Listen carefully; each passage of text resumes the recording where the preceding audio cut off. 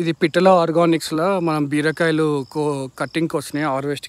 Harvest చేస్తున్నారు. మన పిట్టల శ్రీశైలం గారు కట్ చేస్తున్నారు. అన్న ఇది కట్ చేస్తున్నావు అన్ని బీరకాయలు? ఇప్పుడు బీరకాయలు ఇప్పుడే కట్ చేస్తున్నా. ఇప్పటి వరకు ఇది మనం చేయలేదు. ఇక ఫస్ట్ కదా కొంచెం కింద మీద అవుతున్నాయని చెప్పి తెంపేస్తున్నాము. ఇది ఒక లైన్ వేసాము.